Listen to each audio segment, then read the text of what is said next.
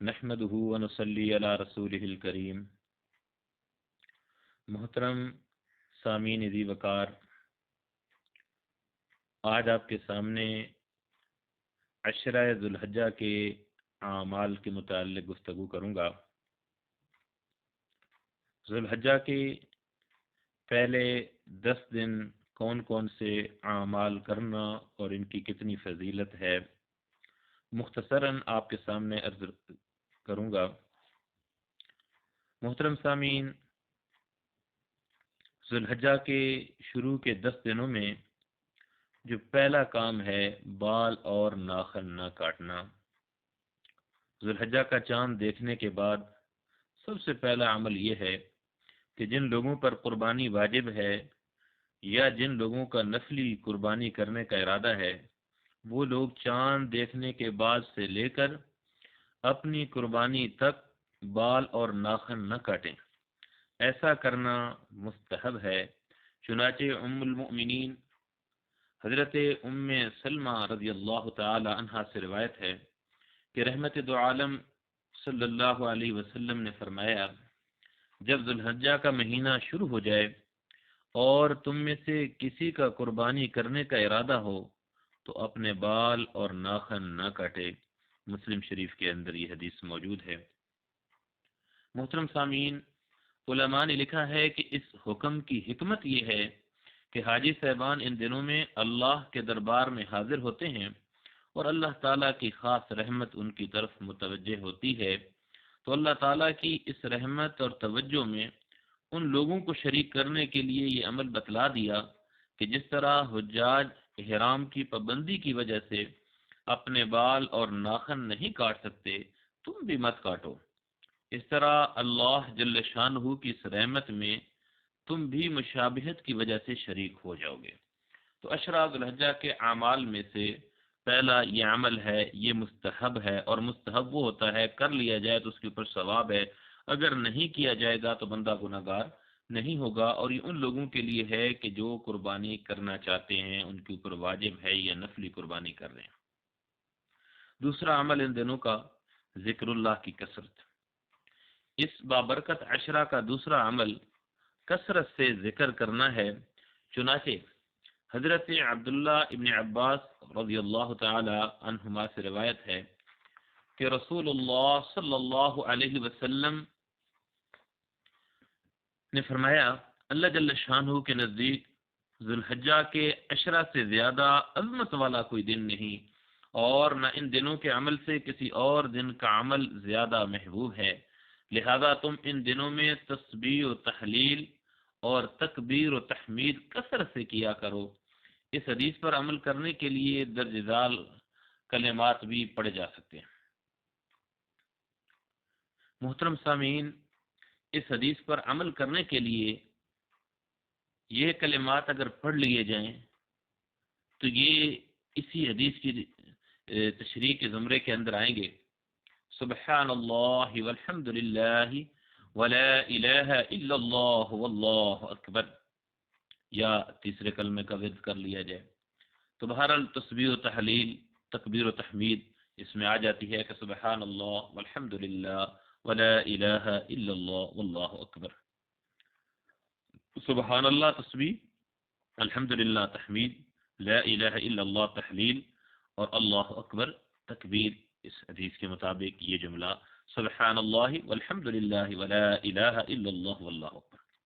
یہ دو عمل ہو گئے عشرہ ذو الحجہ کے۔ تیسرا عمل روزے رکھنا۔ سیدنا حضرت ابو ہریرہ رضی اللہ تعالی عنہ سے روایت ہے کہ رسول اللہ صلی اللہ علیہ وسلم نے ارشاد فرمایا، کوئی دن ایسا نہیں ہے جس میں عبادت اللہ تعالیٰ کے نزدیک ذو الحجہ کے عشرہ سے زیادہ پسندیدہ ہو۔ کیا فرمایا آپ علیہ الصلوۃ والسلام؟ فرمایا کہ کوئی دن ایسا نہیں ہے کہ جس میں عبادت اللہ تعالیٰ کے نزدیک ذو الحجہ کے عشرہ سے زیادہ پسندیدہ ہو، کیونکہ ذو الحجہ کے عشرہ میں سے ہر دن کا روزہ 1 سال کے روزوں کے برابر ہے، 1 سال کے روزوں کے برابر ثواب ہے، اور اس کی ہر رات کی عبادت شب قدر کی عبادت کے برابر ہے۔ کتنی بڑی سعادت کی بات ہے۔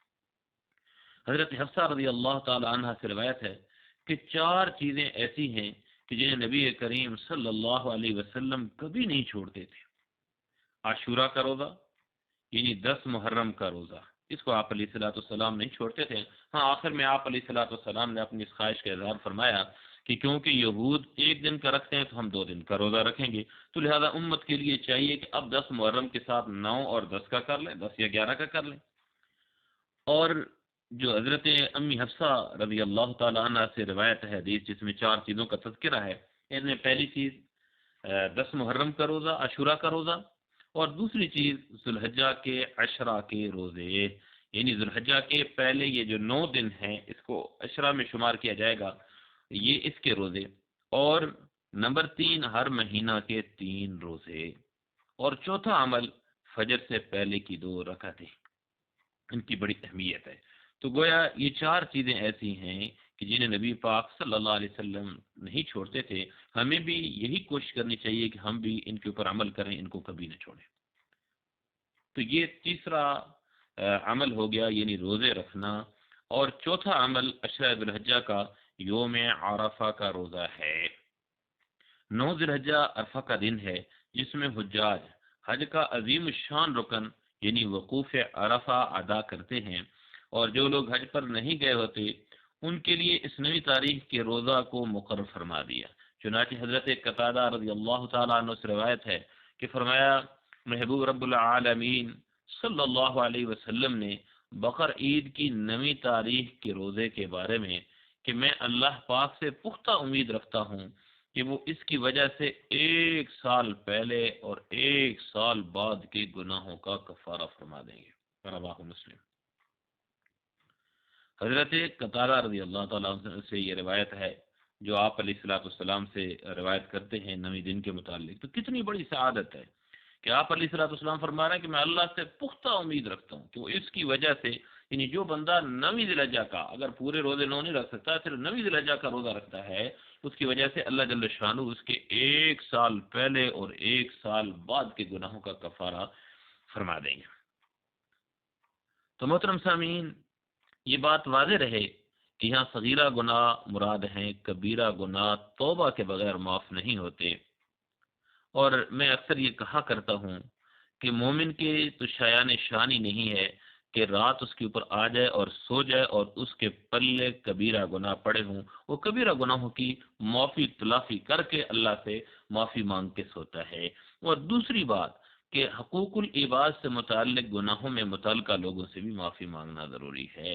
اور یہ بھی یہی ہے کہ جو بندہ ایمان والا ہے اس کے اوپر رات آ جائے تو وہ سوتا ہی نہیں جب تک دوسروں کے حقوق ادا نہ کرے. تو ہمیں ان دونوں چیزوں کی کبیرہ گناہوں کو بھی رات کو سونا ہی تب چاہیے کہ اللہ سے معافی تلافی کرا لے، اور حقوق العباد کے اندر تو بالکل یہاں بھی اور وہاں بھی جب تک اللہ وہ بندہ معاف نہیں کرے گا اللہ کی ذات بھی معاف نہیں کرے گی تو اس کا خیال کرنا چاہیے. باقی اللہ کریم سارے گناہوں کو معاف کر دیتے ہیں، 1 سال پچھلے 1 سال آگے. تو اللہ کریم کی ذات اس پہ عمل کرنے کی توفیق سے نوازے. تو محترم سامعین آپ کے سامنے عشرہ ذوالحجہ کے جو اعمال ہیں ان کے اوپر بات ہو رہی ہے. تو 4 اعمال کے متعلق بات ہو چکی. 5واں عمل شب بیداری ہے.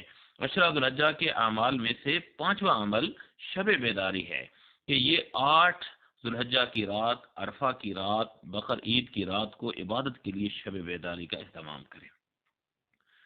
8 ذوالحجہ کو کیونکہ عید کی جو حج کے ایام ہوتے ہیں شروع ہو جاتے ہیں تو 8 ذوالحجہ کی رات، عرفہ کی رات، بقر عید کی رات عبادت کے لیے شب بیداری کا اہتمام کرنا چاہیے. حضرت ابو امامہ رضی اللہ تعالیٰ عنہ سے مروی ہے کہ حضور اکرم صلی اللہ علیہ وسلم نے ارشاد فرمایا جس شخص نے دونوں عیدوں یعنی عید الفطر اور عید الاضحیٰ کی راتوں کو ثواب کا یقین رکھتے ہوئے زندہ رکھا تو اس کا دل اس دن نہ مرے گا جس دن لوگوں کے دل مردہ ہو جائیں گے. ابن ماجہ.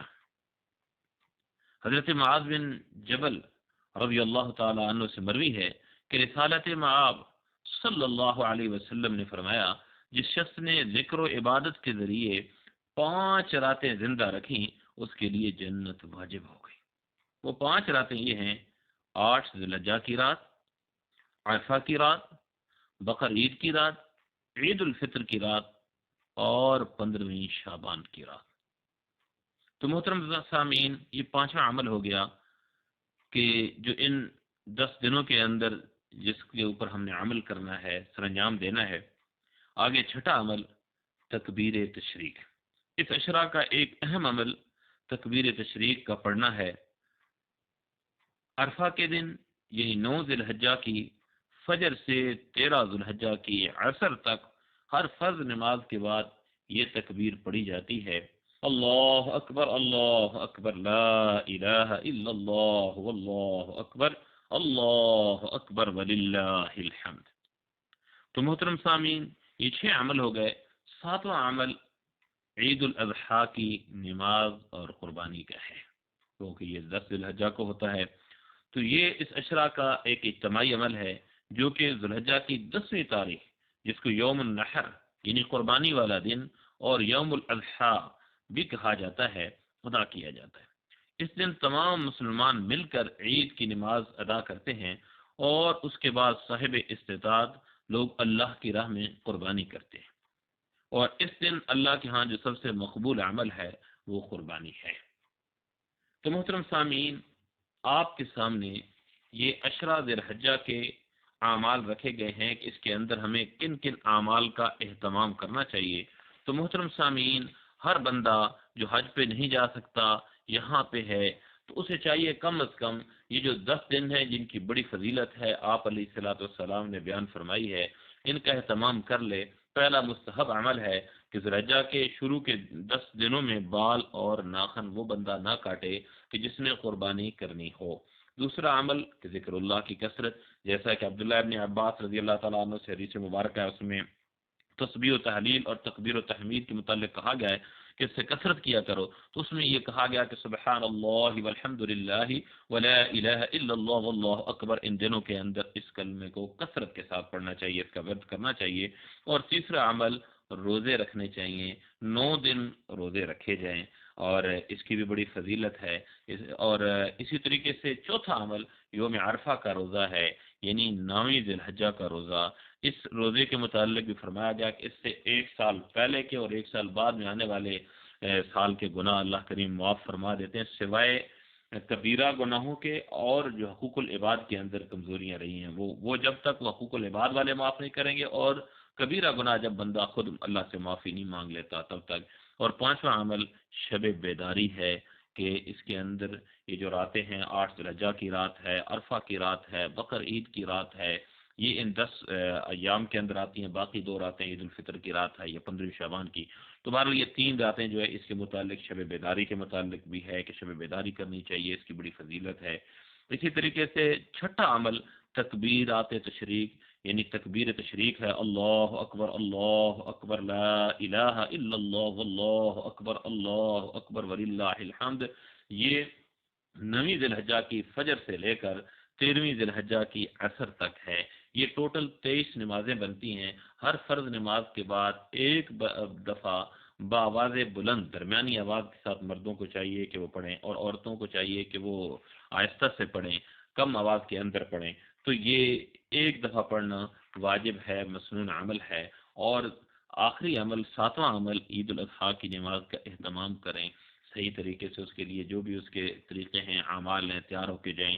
اس کے لیے انشاءاللہ اگلا جو بیان ہے عید الاضحیٰ کے دن کے اعمال اور مسنون اعمال کیا ہیں، عید کی نماز کا طریقہ، اور اسی طریقے سے قربانی کے متعلقہ مسائل، وہ انشاءاللہ آپ کے سامنے رکھوں گا۔ تو 7واں عمل عید الاضحیٰ کی نماز اور قربانی اس 10 ذی الحجہ کو کرنی ہے۔ اللہ کریم کی ذات ہم سب کو ان اعمال کو صحیح طریقے سے سمجھنے کی اور ان پر عمل کرنے کی توفیق سے نوازیں۔ وما علینا الا البلاغ۔